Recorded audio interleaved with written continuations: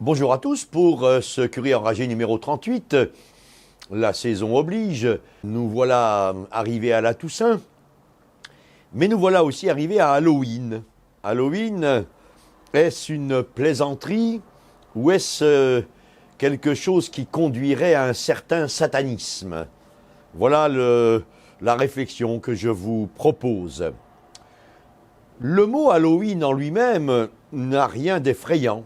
Il veut dire en anglais la veille de la Toussaint. Ça n'est pas effrayant. Nous savons que, en fait, cette célébration est une coutume d'origine celte et païenne, associée à la fête de Samin, un dieu des morts, qui se célébrait chez les Celtes en automne. C'était un peu leur nouvel an, c'est-à-dire la fin de l'année écoulée et le début de l'année qui commençait. Et la nuit de Samin, l'irréel côtoyait le réel, dans le sens où ce n'était plus l'année précédente et ça n'était pas encore l'année suivante, et c'était une espèce de période, nuit et jour de Samin, une période où l'au-delà s'ouvrait et où l'on avait plus ou moins contact avec les morts. De cela, on en a fait progressivement, et surtout ces dernières années, la fête de la peur. La fête de la peur, la fête du négatif, dans le sens où cette fête est basée sur la frayeur, la mort anonyme, l'angoisse, le mal, les sorts maléfiques, les frissons, les fantômes, les sorcières, les monstres, les vampires et la laideur.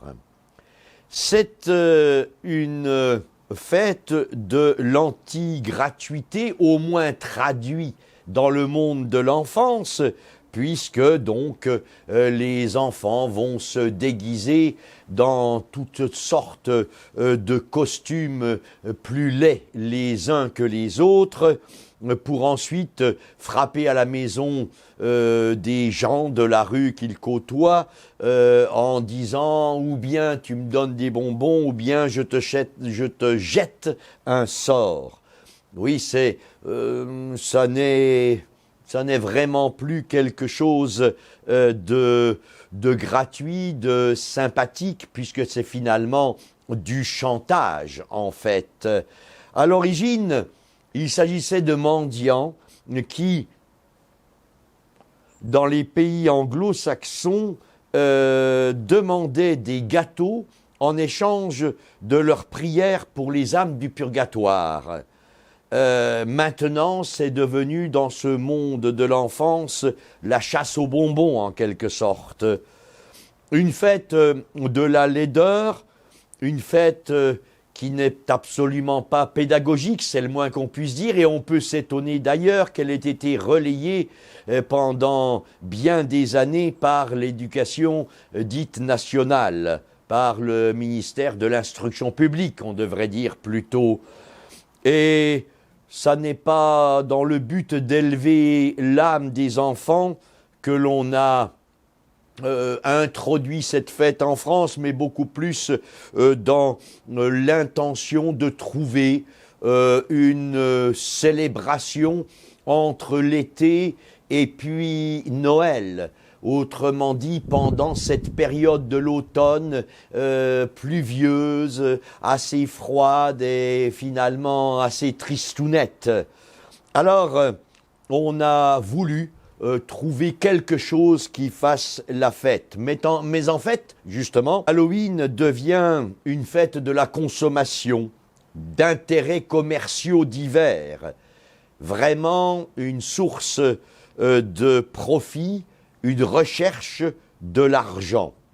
En France, c'est surtout dans les années 90, 91, puis ensuite 94, 95 que la société Opus déposait la marque Halloween d'une part et organisait tout un battage de publicité commerciale pour arriver en 1997 à introduire vraiment cette opération commerciale plus que malsaine, puisque basée sur la mort, la méchanceté, la laideur, et trouvait son summum dans cette année-là avec en relais France Télécom qui sortait un téléphone orange aux couleurs d'Halloween, Disneyland, Coca-Cola, Orangina, Haribo, toutes ces confiseries ou bien ces sociétés de jouets, de masques et de costumes qui vont faire grand profit de cette tentative de remplacer la Toussaint par une fête totalement païenne. Alors, c'est en 2004 que cette société Optos Opus va perdre son droit d'exploitation de la marque grâce à un arrêt de la Cour de cassation en France. Et finalement, petit à petit, on va voir disparaître cette célébration d'Halloween. Regardez dans votre supermarché, dans les années 1995-2000, il y avait des mètres et des mètres de gondoles dans les supermarchés consacrés à Halloween. Et puis finalement, maintenant, c'est même pas la moitié d'un rayon en général qui est consacré à cela. Il y a eu une belle réponse des catholiques de notre pays, avec en particulier le diocèse de Paris, qui, c'était, me semble-t-il, si ma mémoire ne fait pas défaut, sous l'archevêché et le mandat du cardinal Lustiger, le diocèse de Paris qui avait organisé une anti-célébration Halloween par la célébration d'Hollyweeds. Hollyweeds, ce qui veut dire en anglais, ce qui est saint est victorieux. Tout ce qui est saint, eh bien, a ce caractère d'être victorieux. Et cette contre-célébration d'Halloween en tant que la mort, en tant que la méchanceté, en tant que la magie noire, en tant que les sorcières, en tant que tout cela, la laideur, tout cela va être remplacé par une fête qui, elle, est positive. La communion des saints, cette joie de savoir nos défunts vivants, ressuscités, le caractère ô combien optimiste de cette solidarité entre l'humanité vivante en ce moment et puis l'humanité dans le ciel, tout cela a eu un effet positif. Et puis il y a eu aussi nos amis protestants qui, eux, n'étaient pas contents d'Halloween le 31 octobre parce que le 31 octobre, c'est tout de même la fête de Luther. Alors c'est sûr que des citrouilles affreuses, épouvantables, mêlées avec cette séduction du mal, de la laideur, du noir, de la mort, de tout ce qui est négatif, comme je le disais, tout cela associé à la fête de Luther, c'était pas très louangeur pour ce dernier. À l'heure actuelle, il est certain qu'Halloween a beaucoup moins d'influence, particulièrement sur l'enfance. Qu'il y ait encore quelques bonbons qui soient achetés à ce moment-là, oui, voilà, c'est tout. Ça n'est pas bien méchant. Et ça devient plus une plaisanterie que quelque chose qui aboutirait à du satanisme. Mais, grâce à Dieu, par le fait que, après les années 2000, il y a eu cette régression d'Halloween. Parce que sinon, nous étions mal partis. Nous étions mal partis parce que, d'abord, c'était encore une fois une américanisation de notre société, puisque tout cela est venu des États-Unis. Deuxièmement, parce que, à la place de célébrer la sainteté, le bonheur qu'apporte la sainteté, Bonheur non seulement dans l'au-delà, mais bonheur sur terre, car un saint, c'est quelqu'un qui est plaisant à côtoyer, c'est quelqu'un qui finalement nous fait du bien et nous rend heureux.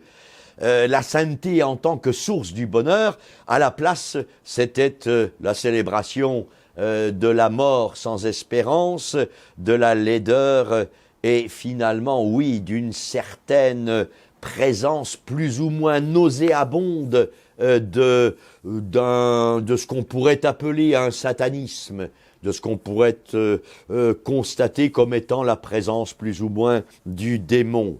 Alors c'est sûr que pour l'éducation de la jeunesse, pour la propagation de la foi, il est bien certain que cet Halloween ne porte pas grand-chose de positif. Mais bon, dédramatisons les choses peut-être, parce que finalement, le succès d'Halloween à l'heure actuelle n'est plus ce qu'il était, ce qu'il a été, grâce à Dieu.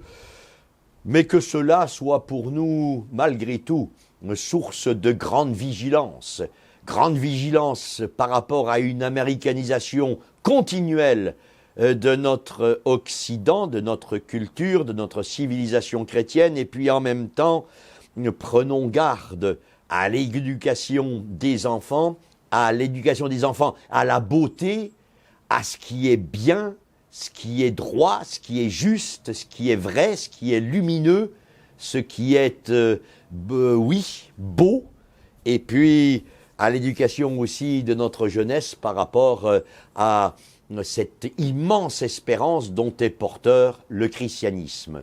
À nous de continuer à être vigilants, à nous peut-être aussi de faire comme le diocèse de Paris, de célébrer les saints parce que, comme le disait Loli Wins, créé par le cardinal Lustiger, ce qui est saint est victorieux.